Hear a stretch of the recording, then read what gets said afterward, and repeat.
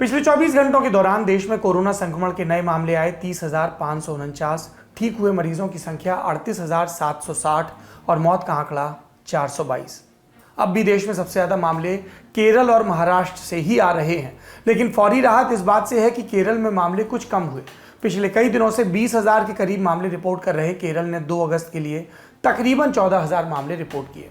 राहत देने वाली 2 और सूचनाएं हैं। पहली तो ये कि Indian council of medical research ने कहा है कि भारत बायोटेक का टीका कोवैक्सीन संक्रमण के डेल्टा प्लस वेरिएंट से बचाव में कारगर है। दर्शक जानते ही हैं कि दूसरी लहर की तबाही डेल्टा वेरिएंट के चलते ही आई थी।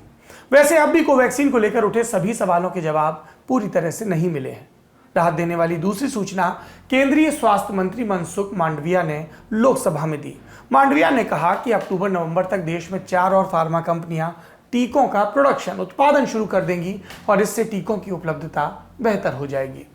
मांडविया का जवाब राहत देने वाला जरूर है, लेकिन उनके बयान पर ही जाएं तो कम से कम दिसंबर तक भारत में टीकों की उपलब्धता में हर महीने आंशिक सुधार ही हो पाएगा, जबकि जरूरत अभी है क्योंकि तीसरी लहर का खतरा सर पर है।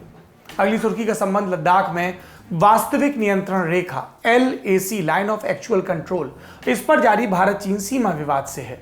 31 जुलाई को भारत और चीन के बीच कोर कमांडर स्तर की 12वीं बैठक हुई। ये बैठक चुशुल मोल्दो बॉर्डर पर भारत की तरफ हुई। दर्शक जानते हैं अग्रिम मोर्चे से संपर्क के साधन न्यूनतम है और इसीलिए बैठकों से जुड़ी जानकारी आने में वक्त भी लग जाता है। 2 अगस्त को बैठक को लेकर एक साझा बयान जारी हुआ। इसमें इस बात का जिक्र है कि बैठक का ये दौर 2 महत्वपूर्ण घटनाओं के बाद हुआ। पहली, 25 जून को भारत चीन के बीच सीमा से जुड़े मुद्दों पर बातचीत के लिए बने working mechanism for consultation and coordination on India China border affairs, इसकी बैठक हुई। और दूसरा अपडेट 14 जुलाई को तजाकिस्तान की राजधानी दुशानबे में भारत और चीन के विदेश मंत्रियों की मुलाकात हुई। इस बयान में कोई पक्की बात निकलकर सामने नहीं आई है, लेकिन सूत्रों का दावा है कि बैठक में पेट्रोल पॉइंट 17A पर सेनाओं के पीछे हटने को लेकर सहमति बन गई। पेट्रोल पॉइंट 17A को हम गोगरा पोस्ट के नाम से भी जानते हैं। भारत और चीन के बीच सीमा विवाद में आप अक्सर PP-15, PP-17A जैसे शब्द सुनते रहते हैं।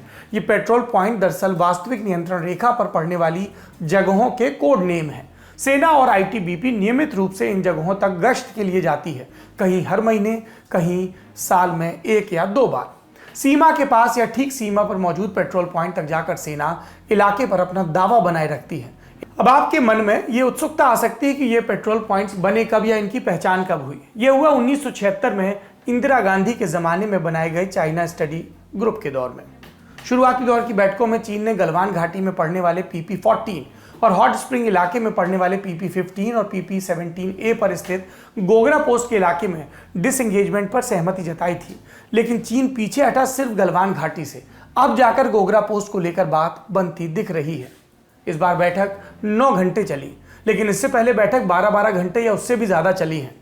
अप्रैल 2021 में हुई 11वें दौर की बैठक के बाद साझा बयान पर भी सहमति नहीं बनी थी, इसलिए भले इस बार के साझा बयान में कुछ खास ना हो, लेकिन इसका आभर जाना भी पहले से बेहतर माना जा रहा है।